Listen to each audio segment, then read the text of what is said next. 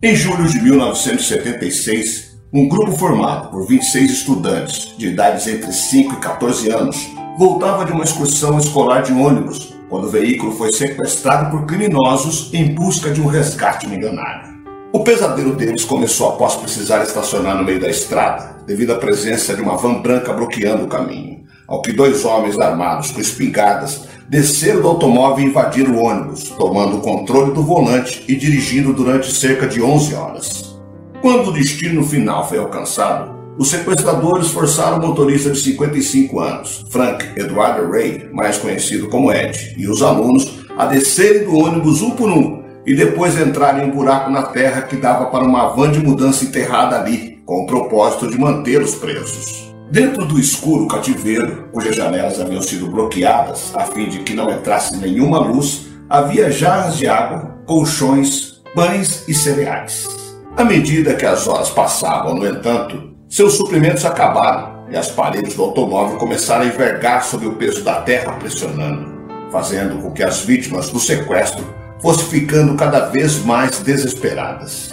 Décadas depois do sequestro do ônibus, fortes sentimentos revoltam a população em Chonchilla, Califórnia, nos Estados Unidos. A ação visava um resgate de 5 milhões de dólares.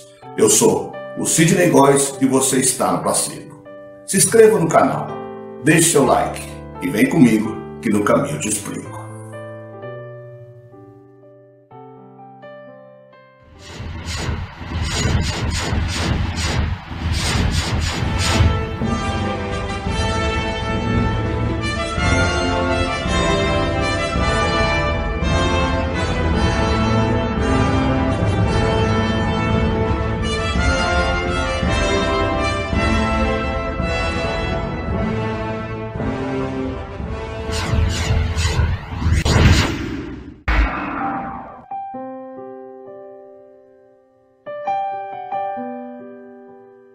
Para as 26 crianças da Dairyland Elementary School em Chonchilla, Califórnia, aquele era para ser o dia perfeito.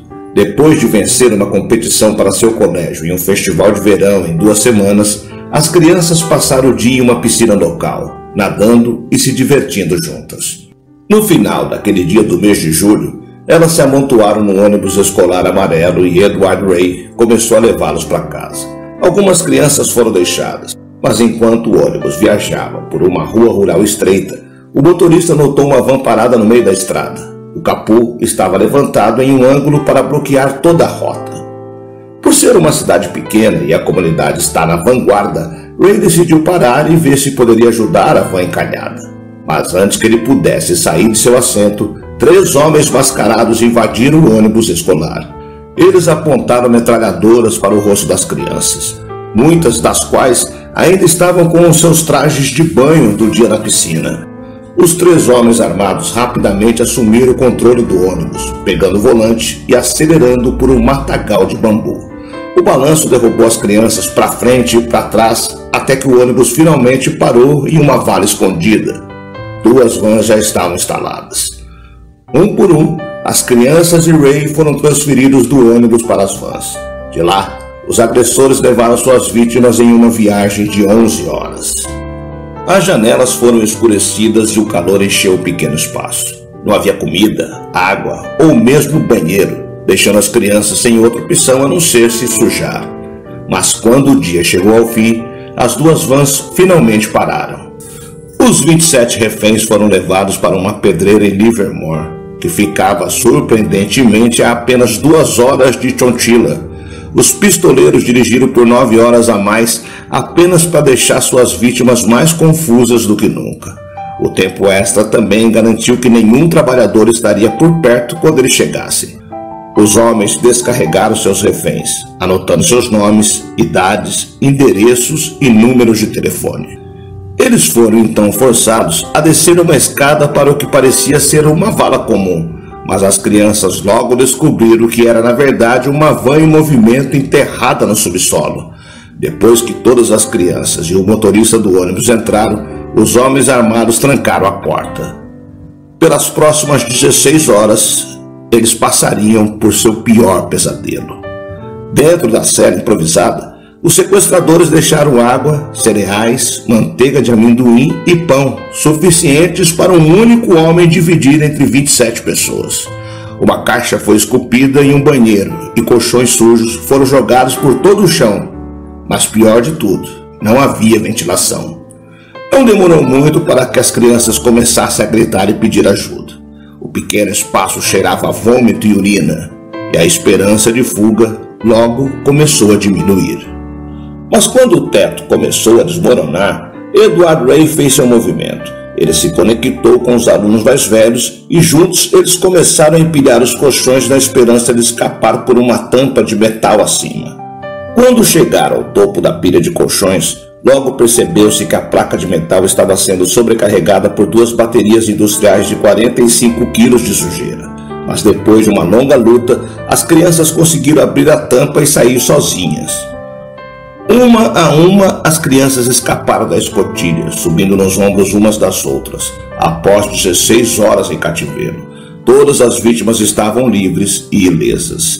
Os pistoleiros não sabiam da fuga, pois estavam dormindo. As crianças de Ray aproveitaram a oportunidade para pedir ajuda, acabando por se deparar com um pequeno prédio. Eles se aproximaram de um homem, mas antes que pudesse dizer qualquer coisa, o homem declarou: "Este mundo está procurando por você." 36 horas depois de terem saído do trajeto do ônibus para casa, as crianças foram levadas para uma prisão próxima, onde receberam roupas limpas e comidas. Não demorou muito para que eles se reunissem com seus pais preocupados. Também não demorou para que os 3 atiradores fossem presos. O sequestro em massa foi feito por Richard Schoenfeld, seu irmão Joe e seu amigo Fred Woods. Todos os 3 homens eram de famílias ricas do norte da Califórnia, e a pedreira era propriedade do pai de Woods. Foi descoberto que os 3 homens passaram 18 meses criando cuidadosamente seu plano complexo. A esperança deles era obter um resgate de $5 bilhões dos reféns. Mas seu plano foi rapidamente frustrado quando os pedidos de resgate não chegaram às autoridades. As linhas telefônicas da polícia estavam sobrecarregadas com ligações da mídia e famílias procurando por seus filhos. Os sequestradores foram logo presos e condenados à prisão perpétua. Eles se confessaram culpados de sequestro por obter resgate e roubo, mas se recusaram a se declarar culpados de infligir danos corporais. Se o fizessem, teriam recebido uma sentença de prisão perpétua obrigatória, sem possibilidade de liberdade condicional. Richard foi colocado em liberdade condicional em 2012, com seu irmão o seguindo apenas 3 anos depois. Em 2019, Woods teve sua liberdade condicional negada pela 17ª vez. Ele não terá direito a outra tentativa de liberdade condicional até 2024. Para as 26 crianças que foram levadas naquele dia de julho, o trauma do evento nunca os deixou totalmente. Embora nunca tenham sofrido lesões físicas, o impacto psicológico levou ao desenvolvimento de problemas de saúde mental, incluindo depressão, ansiedade, vícios, esquizofrenia e claustrofobia. O motorista de ônibus Edward Ray recebeu uma menção da California School Employees Association pelo excelente serviço comunitário por suas ações heróicas para proteger as crianças que ele dirigia para a escola todos os dias. Antes de sua morte em 2012, ele era visitado pelas crianças que ajudou a salvar. Em sua memória, 26 de fevereiro foi declarado o dia de Edward Ray em Chonchilla.